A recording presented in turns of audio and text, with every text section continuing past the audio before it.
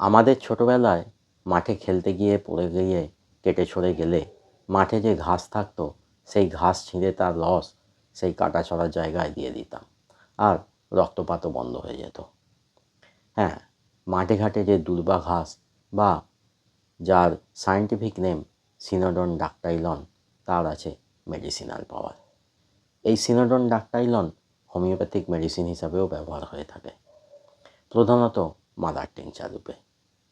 Anti haemorrhagic ওষুধ বা রক্তপাত বন্ধের ওষুধ হিসাবে এর বেশি প্রচলন হলেও আরও কয়েকটি সিস্টেমে এর কার্যকারিতা দেখা যায়।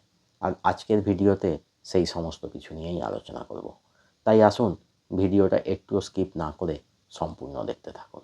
নমস্কার, আমি ডাক্তার বিপ্লব কুণ্ডু আপনাদেরকে আরও একবার স্বাগত জানাচ্ছি আমার চ্যানেল দৈনন্দিন জীবনে হোমিওপ্যাথির আর একটা সম্পূর্ণ নতুন ভিডিওতে।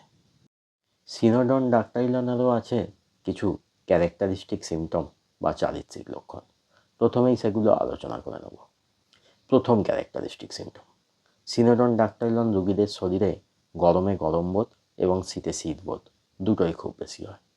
পরের ক্যারেক্টারিস্টিক সিমটম, সিনোডন ডাকটাইলন প্রধানত রোগীর শরীরের ডান দিকের সমস্যায় বেশি ইউজফুল। পরের ক্যারেক্টারিস্টিক সিমটম, সিনোডন ডাকটাইলন রোগীরা গরম খাবার খেতে পছন্দ করে, তেল ঝাল মশলা জাতীয় খাবার খেতে পছন্দ করে, আর ভাজাভুজি খাবার এবং দুধ ও টক জাতীয় খাবার একেবারেই পছন্দ করে না। পরের ক্যারেক্টারিস্টিক সিমটম, সিনোডন ডাকটাইলন রোগীদের জিভটা সাধারণত কোটিংযুক্ত হয়, আবার অনেক সময় জিভ ক্লিনও থাকতে পারে।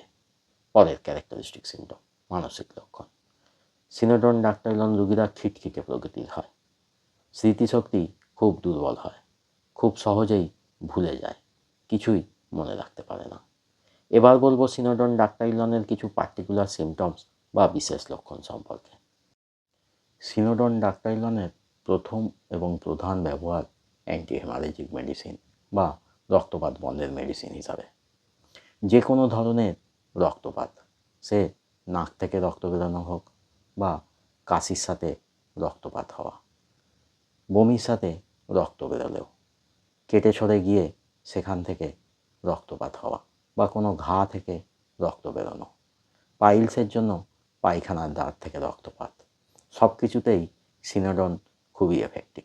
খেতে হবে সিনোডন ডাকটাইলন মাদার টিংচার 10 থেকে 15 ফোঁটা হাফ কাপ জলে গুলে দিনে 2 থেকে 4 বার 5 থেকে 10 দিন ধরে রক্তপাতের পরিমাণ অনুসারে।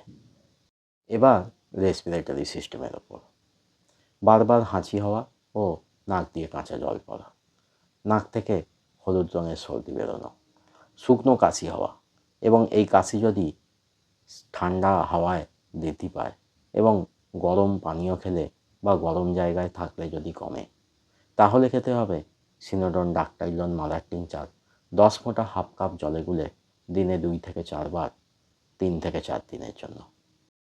এরপর পেটের সমস্যায়, অনেক দিন ধরে অতিরিক্ত দুর্গন্ধযুক্ত পাতলা পায়খানা হলে, পেট ভার হয়ে থাকলে, পিত্ত বমি হলে, এর সঙ্গে রোগীর শরীরে গরমে গরম বোধ এবং শীতে শীত বোধ দুটোই খুব বেশি হলে, রোগীর জিভে কোটিং থাকলে, সঙ্গে যদি রোগী গরম খাবার এবং তেল ঝাল মশলা জাতীয় খাবার খেতে পছন্দ করে, তাহলে রোগীকে খেতে হবে সিনোডন ডাকটাইলন মাদার টিংচার 10 ফোঁটা হাফ কাপ জলে গুলে দিনে 2 বার করে 12 থেকে 14 দিন ধরে। এরপর সিনোডন ডাকটাইলনের ইউরিনারি সিস্টেমের ওপর কার্যকারিতা।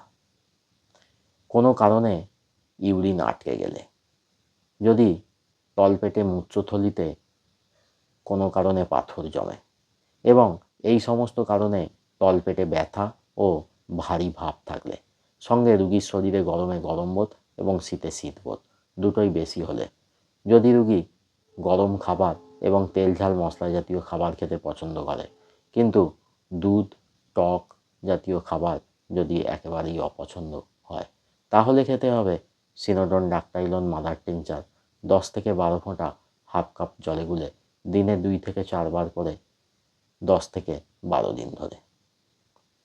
সিনোডন ডাকটাইলনের প্রধান কার্যকারিতা এগুলোই। আজকের ভিডিও এখানেই শেষ করছি। যদি ভিডিওটা ভালো লাগে তাহলে অবশ্যই একটা লাইক করে দেবেন। পরিচিতদের সাথে ভিডিওটা শেয়ার করবেন। আর এই ভিডিও সম্পর্কে কোনো প্রশ্ন থাকলে কমেন্টে জানাবেন, আমি অবশ্যই উত্তর দেবো। যারা চ্যানেলে নতুন বা এখনও চ্যানেলটা সাবস্ক্রাইব করেনি তারা তাড়াতাড়ি চ্যানেলটা সাবস্ক্রাইব করে নিন।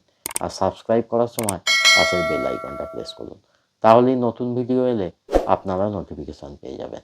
সঙ্গে থাকবেন, ভালো থাকবেন, হোমিওপ্যাথির মাধ্যমে সুস্থ থাকবেন। আবার দেখা হবে আর একটা নতুন ভিডিও নিয়ে।